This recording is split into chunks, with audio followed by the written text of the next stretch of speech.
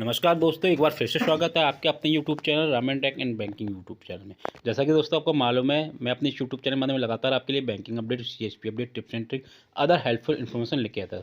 दोस्तों आज हम बात करने वाले हैं भारतीय स्टेट बैंक में आपका अगर अकाउंट है तो उसकी केवाईसी के बारे में। जैसा कि आप जानते हैं, यदि आप स्टेट बैंक के क्या किसी भी बैंक के ग्राहक हो तो उसमें केवाईसी की आवश्यकता पड़ती है।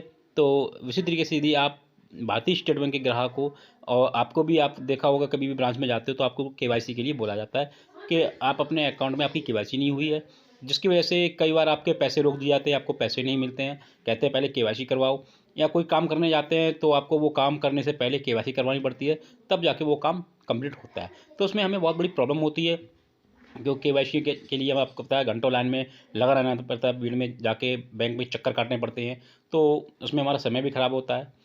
तो ऐसे में अब क्या किया, स्टेट बैंक ने अपने कस्टमर को सहूलियत देने के लिए उन्होंने क्या किया, जैसे सारी सुविधाएं अब उन्होंने एटीएम पे उपलब्ध करवा दी हैं।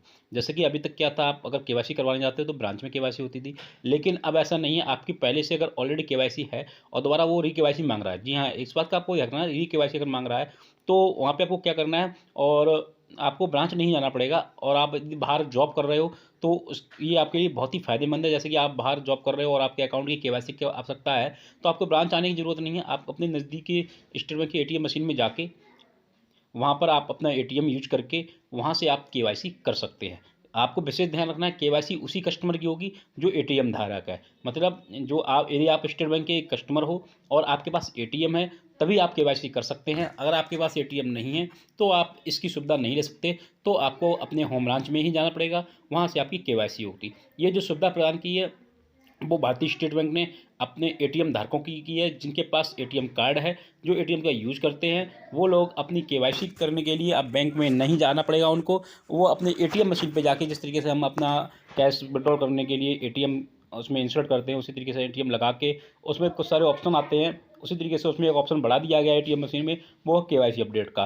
तो वहाँ पे जाके जो जो भी डॉक्यूमेंट आपका वो मांगेगा, वहाँ पे उसमें फिल करके आपकी केवाईसी अपडेट हो जाएगी।